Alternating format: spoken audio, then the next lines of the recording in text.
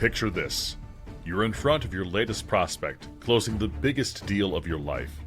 Your pitch decks were perfect. Your scripts, flawless. And when the time came to answer the golden question of, are you ready to move forward? Nothing happened. For everyone who loves sales, this is their worst nightmare. But fear not, because in this podcast, we're unraveling the enigma behind those missed opportunities. From appointments that evaporate to presentations that felt like a Broadway show but ended in awkward silence, we're dissecting it all. Welcome to Love Your Sales.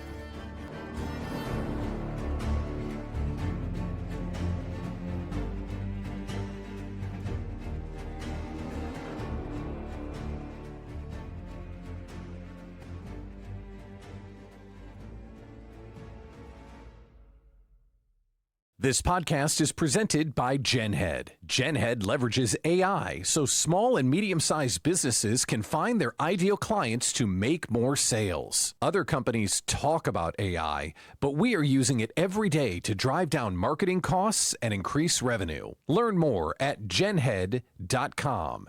That's genhead.com. Welcome to another episode of Love Your Sales. I am joined by Dave Melenda.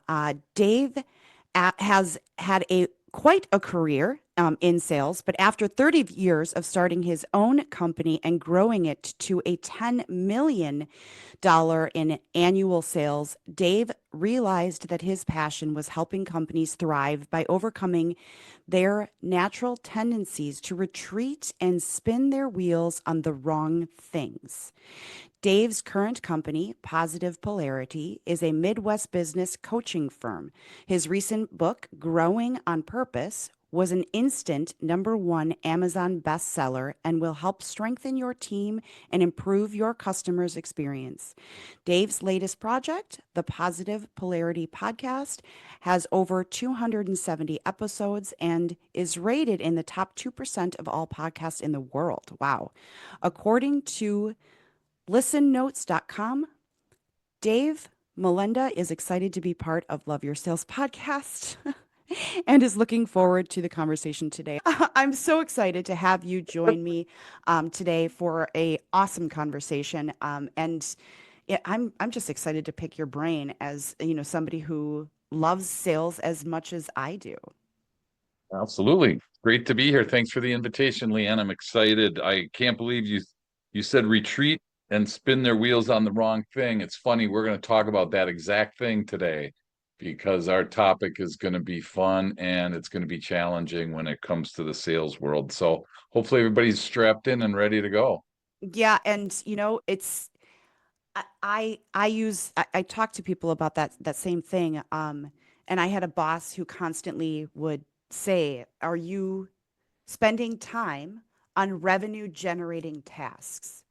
Yep. And it took me a long time to finally drill that into my head and then have a true understanding of what are revenue generating tasks, because we often mistake what those are, right, for spinning our wheels just on things that really have no importance, but we get it in our head that they do, right? As salespeople. right.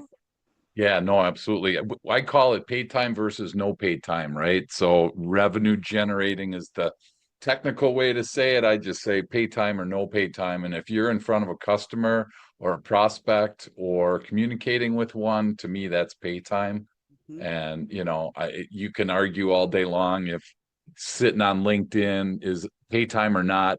It doesn't really make you money at the end of the day. So like you said, it's not really income generating. So I think the topic today will definitely be something in the pay time category that will definitely make us some money.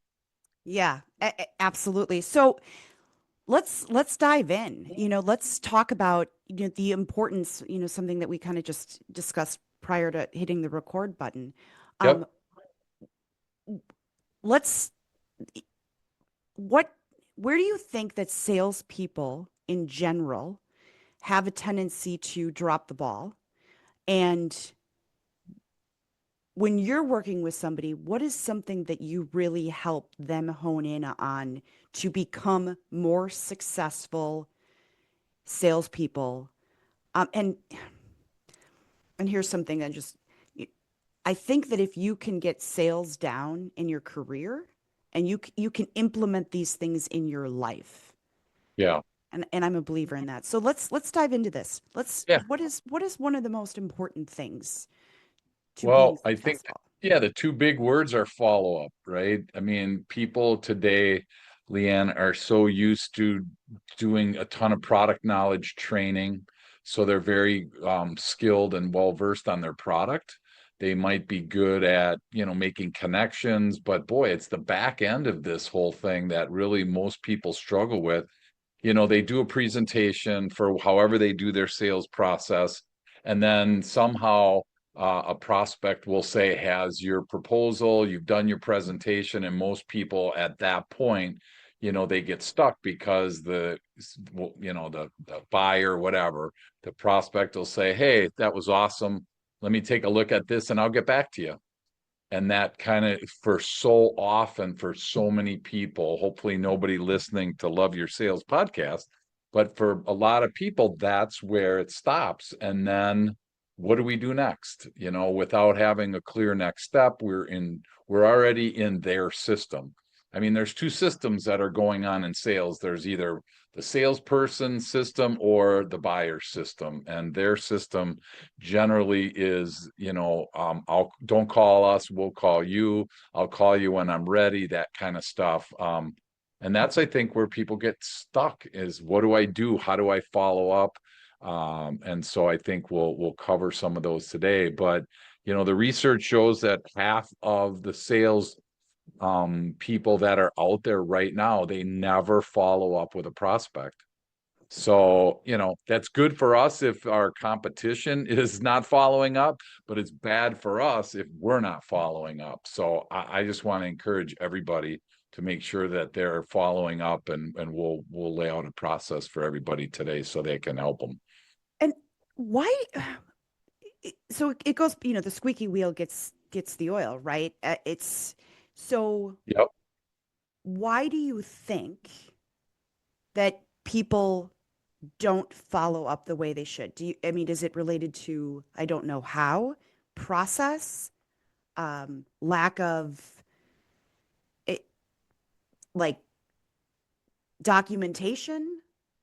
I think it comes down to people don't they the most salespeople that I've met, most people that I've trained over the years, that I've worked with, coached, mentored, they are these type of people that are very black and white in their thinking.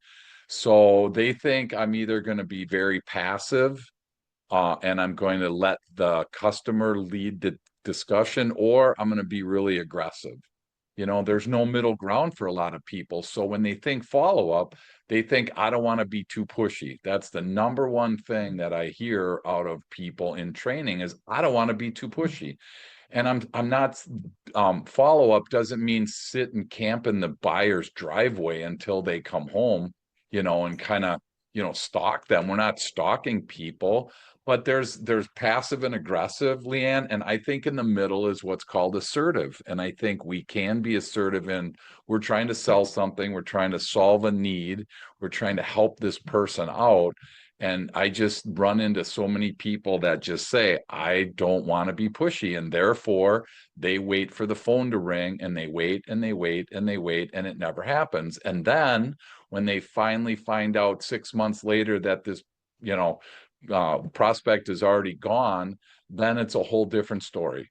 Then they're like, oh, I didn't like them anyway, they wouldn't have been a good customer. I mean, they come up with all these ideas and reasons, which 6 months ago you would have loved to do business with them. So just be real, be honest with everybody, and just say that either I'm scared to follow up or I'm not good at it. But those are generally the two camps that people find themselves in. Well, and it's funny that you say, well, we're not stalkers. Well, here, and I'll introduce, people are like, what do you do? And I'm like, oh, I'm a salesperson, like through and through salesperson. Basically, I'm a professional stalker.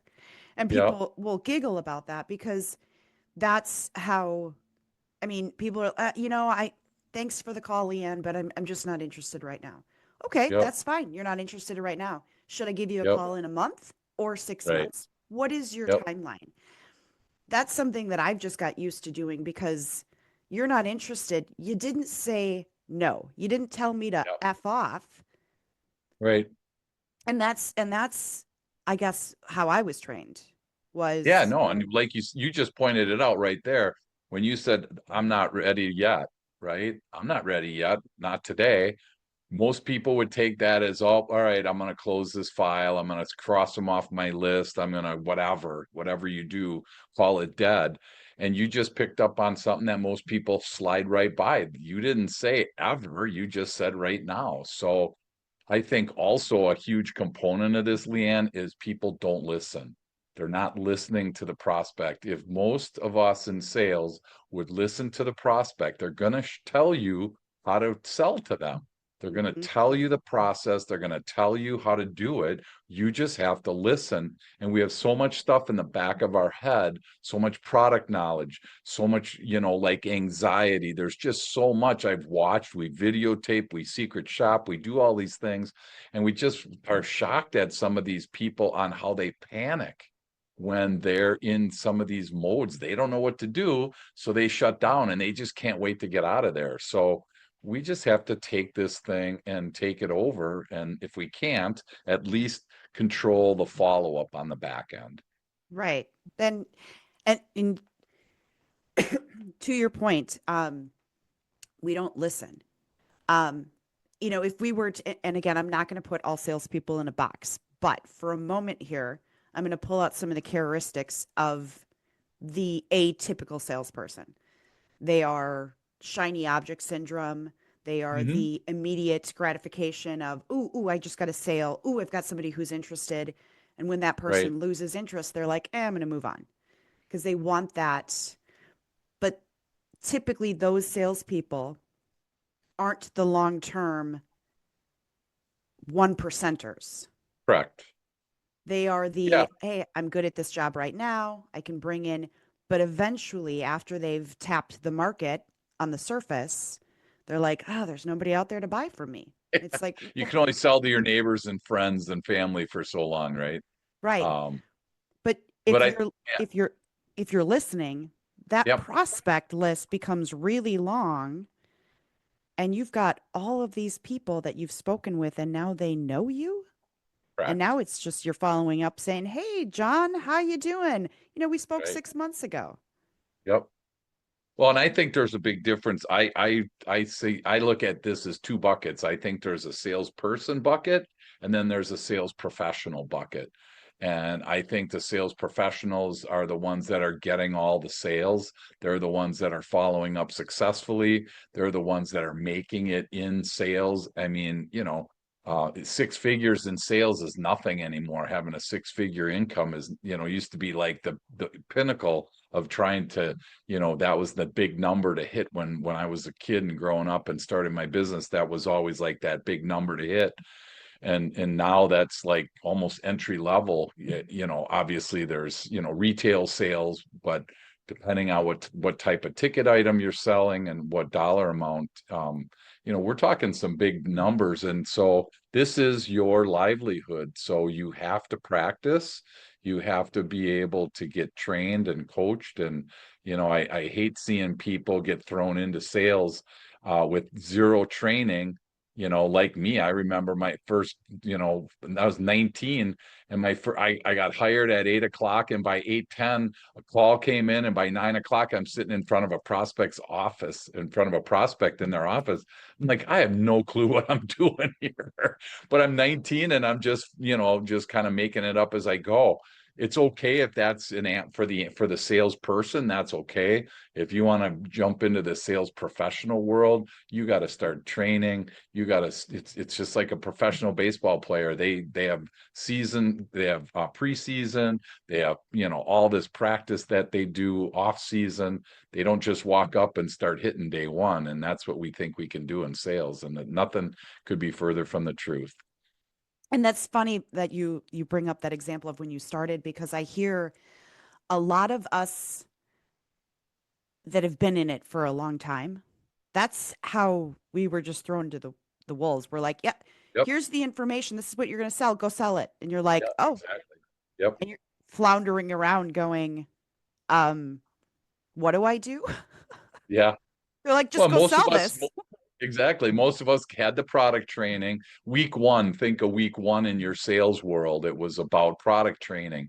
Maybe you went to, some kind of boot camp. Maybe you went to the manufacturer, the vendor, whatever, or you were given back in the day the flip chart and you just kind of walked through that thing or the 3-ring binder and you were just sitting there learning. And it was like, great, you have to have product knowledge. Absolutely. But how do you deliver that message effectively? Everybody just kind of does it their own way, and that just doesn't work in sales anymore. Right. No. So if somebody engages you, where do you start with the sales knowledge? How do you, I mean, do you have a standard playbook of this is where you start and Yeah, this absolutely. is why it's so important to follow up? Like, where do you Sure. begin, Dave? Yeah, I generally ask people to explain to me what their process looks like. What's your current process look like? And that's hard. That in itself, Leanne, is really hard. Most people can't even articulate what that looks like. How many days or weeks or hours do you prospect? How many appointments does that turn into? Just kind of walk us through from the first moment that you uncover an opportunity at a networking event to, the post sale on the backside. What does that process look like? Very few people can explain that. If they are successful, then I always ask two things. Number one is, what does your follow-up process look like? And then I get to hear that. But to me, the most important piece of information that I want to do is I want to look at their calendar and I want to see, do you have prospecting in there? Do you have networking? Do you have follow-up? Do you have the components of that process on your calendar? Because if you don't have it, it's safe to say you're probably not doing it effectively as you could. Mhm. Because if it's not on there every Wednesday at 3 o'clock or whatever it looks like for you, if you don't schedule it, we know in time management, most of the times, if it's not scheduled, it's not something that's going to get done. Right. Yeah, absolutely. And salespeople are notorious for when it comes to sitting down and picking up the phone to make phone calls. Yep. That is the number one thing that they go, I'll get to that later. Yeah, I'll do that one exactly. later.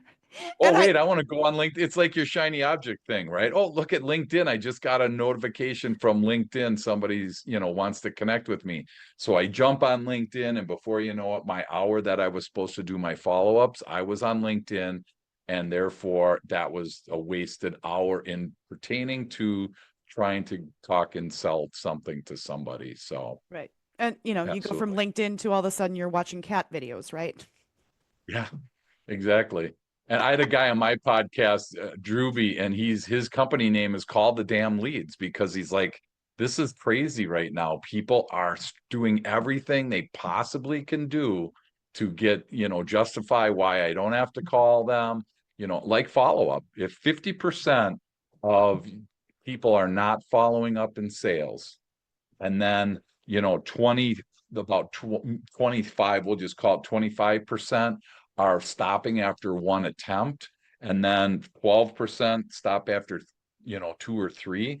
We have this small amount of people like that are calling more than three times.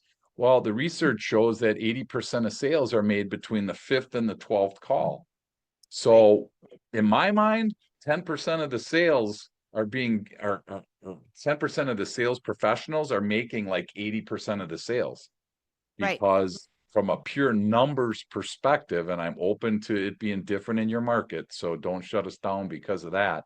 But generally speaking, we need to go chase that sale some way, shape, or form, before they're going to be successful. Unless you made a mistake or you're the only one in the world selling what you're selling. And if you are, then hey, call Leanne and I, and we'll definitely partake in that, because Right. there's so many people out there selling what everybody has now. It's crazy. Right. And as a company, Love Your Sales is a company who does, fractional, we get hired to make cold calls for other companies. And it's so funny when the company will ask, so when can I expect the first results? And Yeah. I'm always like, okay, let me explain how cold calls work. Right. Like, and it's always funny too, because they're coming to us and they're like, so when are you going to, I'm like, well, how many calls are you Yeah. making right now? Right. Yeah. Well, none. That's why None. I'm coming to, Yeah, right? exactly. Right. That's why you're here. Come on. And, You and then know? I, and then you go through those statistics that you just went through. And those typically, those have shifted because in today's world, those numbers are real when you have connects. Yep. We're talking about less and less people answering their phone. Right. So you actually have to have connects. And the amount of people who actually return phone calls these days, Right. right. Yep. So now we're talking about, name recognition. We're talking about making phone calls to create name recognition. We're also talking about creating credibility online so that if they see you, that, oh, Yep. okay, look at now we're building up credibility. So it's becoming harder and harder in a saturated world where the bleeps and blooms are boom, you know what I mean, are constantly going off in order to Yep. differentiate yourself from another marketing company, Right. another printing Yep. company. And so that number from 5 to 12 is starting to go from, 12 to 20 Right. because people are being Yep. inundated. And so you have to make, so when I get that question of, well, so when will I get my first appointment scheduled? It's like, well, here's how many phone calls we make in X amount of Sure. time. This is Sure. how many connects you can expect to potentially have. Right. We don't say, yeah, we're going to, and it's always funny when I get marketing, and everybody gets this. You get somebody who's marketing to you and they're like, we will schedule 12 to 15 appointments for you in the first month. And it's like, okay, great. Are these Sure. going to be quality or are you Right. calling your friends and telling Right. them to meet with me? Yeah. Yep. No, that's so funny. I mean, I think one of the best kept secrets that, everyone's always looking for secret sauce, magic bullet, whatever. I think when it comes to follow up, I cringe when people call me and their whole goal is, hey, I'm just calling to follow up to check in on the status of X. That adds no value at all to the person to that prospect. Right. So I always tell people, if you don't add value every single time that you call, don't call, Right. because maybe it's a relevant article, maybe it's a new white paper, maybe you got a connection for somebody. If you can't find a reason to call other than just following up on my proposal, that's so selfish. That's so about you, which I get. But you want someone to call you back, you got to give them reason to call you back, because I ask people, like, who would you want to meet if you could, dead or alive, right? So we'll just pick, I don't know, pick Tiger Woods, golfer. So if you said, hey, I'd love to talk to Tiger Woods, if you were sitting at your desk and you looked down at your phone and it said Tiger Woods calling you, oh my gosh, you would take that call, you'd stop whatever you were doing, and you would take that call regardless. That's the kind of thought process that we need for us to have. So when my prospect sees Dave Melenda calling, he's like, oh my gosh, I think I better pick this up. He might have something for me, Mm-hmm. other than following up on this quote, because that's, to me, is just like the kiss of death. So that's probably the hardest part, I think, Leanna, follow up is getting intentional, finding something on LinkedIn, finding something on their website, finding something that's valuable for them to further their Right. life, and then they'll come back in spades for you. Right. And not only it's following up, circling back, though, and it's using that language too. Hey, I'm just circling Yeah. back with you to Yeah. see what, you know, Yep. I have 10 of those emails in my inbox right now. I don't even have to go and Yep. check. I know I do. Just Yep. circling back on this email I Right. sent you. Yeah. I Or didn't, putting it at the top. I get that. The other one is, I just want to make sure this is on the top of the pile. And it's like, what does that tell you? Why is it at the bottom of the pile? It tells you that because you didn't add value, you didn't do something somewhere along the line. There was a disconnect. And that's what ends up happening is your stuff goes to the bottom. Let's just call it what it is. The funny thing is too, Leanne, is we're all consumers. So we all know the tricks and tips and, like, I don't know about you, but I can't remember the last time my phone said spam call. I can't remember the last time I'm like, oh yes, a spam call. I'm gonna like, oh, I can't wait to talk to this person, right? We're so aligned with being, hiding from people that's what they do. They're gonna hide from you. So we gotta give them reasons not to hide. You got to get in your mind, you're Tiger Woods, and I got something that you definitely want to hear. And that's, again, one of the most powerful positions that you can be in the follow-up side. Right. And that goes back to, I've been, um, y- I was working with somebody a while back and he's like, well, I've got, this many contacts and I'm just going to send out to, 20,000 people. I'm just going to email them all. And I'm like, okay, wait, do Yeah. you know that 20,000 people have an interest in you? Like, have you walked through who your ideal client is? Have you gone through the Yeah. steps to even figure out if spending the money to do an email campaign to 20,000 people that do you have any demographics? Oh, no, I haven't had a chance to do that. Then you're wasting your Yeah. time and Exactly. yours and Yep. potentially burning a relationship that you could have if you Yep. spent just a little extra time to figure out who they are by, actually looking at that information. Yeah, I Because don't know where this. Yeah, I don't know where the spray and pray mentality came from, where quantity beats quality. 20,000 people, I'd rather you have, and even 100 is too much. I mean, I have like a top 10 list, a top 10 target list for myself, because outside of 10 is unmanageable for me. Now, again, everybody's different, so I'm open to whatever works in your world. But just think of 20,000 people. Let's just say, for the sake of the conversation, 20,000 people you email, even if one, and I'm terrible with math, hopefully you're better than me. What's 1% of 20,000? 200? mm-hmm. Is that Yeah. right? Yeah. No. So let's Yeah. just say 1% respond back. If you had 200 names in front of you of people that wanted to talk to you, you couldn't even handle it. You couldn't even handle, I don't care who you are, you Right. couldn't handle it because you'd start at one, you just wouldn't be able to do it. So what's the purpose of 20,000? Right. I don't know. I don't get it. Right. And but that's also too where a CRM can come in.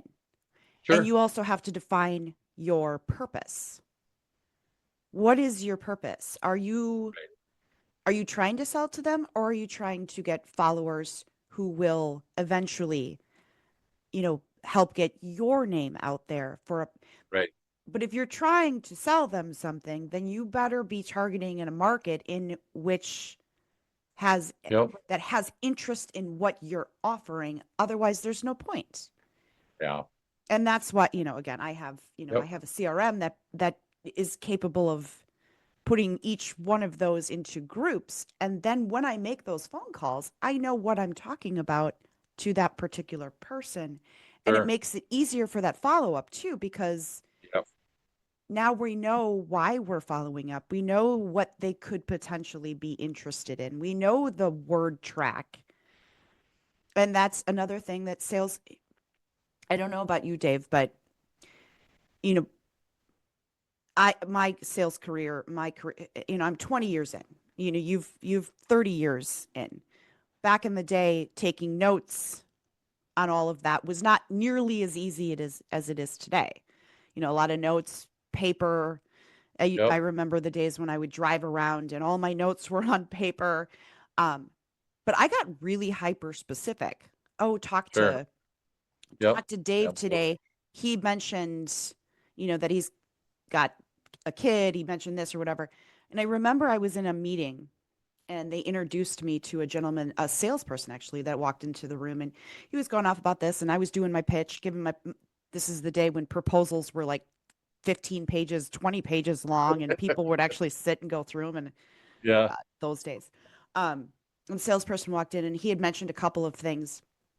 And as he was leaving, I said back to him and he looked at me, he goes, "How did you know that I had a daughter?" And I said, "Well, you just mentioned it." And he's like, "I didn't even realize I mentioned it." But Listen. Yep. correct. That was one of those things that as an HR person, because I have an HR background, I was able to tie those listening skills in, and I would write down every tiny detail about Yep. everybody because people like to have you reference personal things about them. Right. They feel important when you turn around and reference something that they've just said. Yep. Comes No, human. absolutely. Yeah, I'm so old that I used to remember going and sitting in line at the gas station waiting to use the payphone because there were two, three salespeople before you. So, and most of your listeners right now are like, "What? What are you talking about?" So it's getting easier and easier with email, LinkedIn, cell phones, all this stuff to connect. So again, and find information. So I want to go back to that again. If you're not coming up with information on why this person needs to call you back, they're not going to call you back because most of these buyers have all these people calling them constantly. Now, again, depending on your industry and things like that. But if you're calling on a buyer where his job or her job is to be a buyer, you got to be even more on your toes because that's all they do every day is just, take calls from people like us and, they listen, walls up. They're trying to find a reason to get you off the phone so they can get back to work and get some stuff done. So it's hard if you're just taking the easy route. Your paycheck is probably going to be proportionate to how much grit and how much, pain you've been through in your career. So, Yeah, absolutely. So I'm going to shift here for a little bit because I yeah, don't want to miss the opportunity to um, just talk about this for a little bit. yeah, So you have a i- recently, actually, I don't, let me back up. Growing on Purpose, number yes. one Amazon bestseller. Tell me a little bit about this. Yeah, so I created this formula which was really interesting because there's a lot of research done on ways and reasons to strengthen your team. And there's a lot of information out there and research on how to improve your customer's experience, but they've never really been connected to each other. And I found out that a weak team provides a weak customer experience, and a strong team creates a strong customer experience. So I created this strengthen the team plus improving your customer's experience equals profit. So if you're not profitable, you're struggling either with a weak team or a weak experience or both. It's possible to have both, but generally you have one of those that are challenged. And that's again, when you think about your sales, why does your sales team, why is your sales team weak? You're not investing time in them like we talked about before. Your onboarding consists of 9 minutes of, discussion at the beginning and then you're done and you feel like the team is ready and the team's nowhere close to being ready. So I wrote the book because I found some great research out there about how to, connect the two together. So if you have a strong team and a strong customer experience, you will have strong profits. It's guaranteed. Awesome. So that is available on Amazon. So Yes. I definitely got to check that out. I have not had the privilege of reading that yet, but I'm definitely going to do that. I'm a geek and I love anything sales, anything, you know. Yep. So definitely. And then before we end, you have your 30-second shameless. So please. A 30-second change. What am I going to do in 30 seconds? What do you want me to do? You have you have pitch anything that you would like. Oh, okay. I would love to hear about your events. You have monthly Yeah. events. I know you have an Yeah. amazing podcast, so I'd Okay. love to hear about Gotcha. it. So yeah, I think the podcast is probably going to be the most helpful for your listeners, Leanne, because we have people each week, like you do, from around the world that come on, and we talk about the intersection of personal growth and business growth. And a lot of times, what ends up happening is like what we just did is you just a topic comes up and you just unpack that topic. And so whether it's how to start a business, how to grow a business, how to sell a business. I just had somebody on. We talked about ADHD in the workplace.